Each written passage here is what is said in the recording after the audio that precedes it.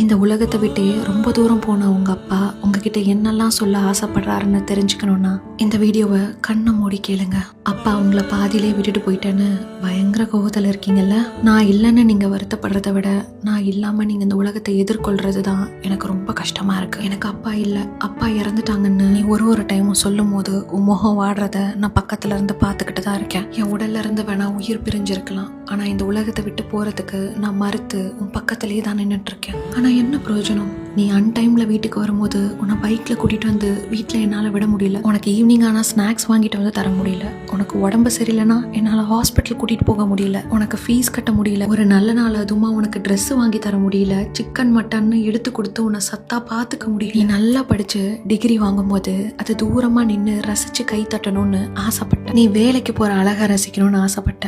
உனக்கு கல்யாணம் பண்ணி வச்சு உன் குழந்தைங்கள என் மடியில் உட்கார வச்சு பேரம் பேத்தின்னு இந்த வாழ்க்கையை கழிக்கணும்னு ஆசைப்பட்டேன். நான் ஆசைப்பட்டது ஒரு குத்தம்னு இந்த கடவுளை என்னை சீக்கிரமா கூப்பிட்டுக்கிட்டாரு.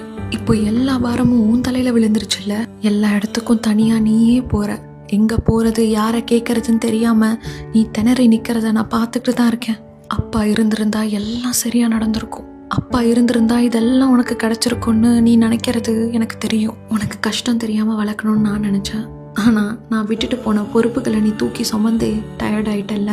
அப்பாங்கிற சாப்டரே உன்னோட புக்ல சீக்கிரமா முடிஞ்சு போயிடுச்சு. உனக்கு என்கிட்ட சொல்றதுக்கு நிறைய இருக்கும்னு எனக்கு தெரியும். உனக்கு எப்பெல்லாம் அப்பா கிட்ட பேசணும்னு தோணுதோ அப்பெல்லாம் அந்த வானத்தை அண்ணாந்து பார்த்து கண்ணை மூடி என்கிட்ட பேசு. அப்பா நீ பேசுறதெல்லாம் கேட்கறதுக்காக காத்துக்கிட்டு இருக்கேன். நான் பெத்த குழந்தை நான் இல்லாம இவ்வளவு அவமானங்களையும் கஷ்டங்களையும் படுறத பார்க்கும்போது வேதனையா இருக்கு. அந்த கடவுள்கிட்ட ஒன்றுதான் கேட்குறேன். அடுத்த ஜென்மத்தில் நீயே எனக்கு குழந்தைய வந்து பிறக்கணும். இந்த ஜென்மத்தில் எதெல்லாம் உனக்கு என்னால் செய்ய முடியலையோ அடுத்த ஜென்மத்தில் நான் கண்டிப்பாக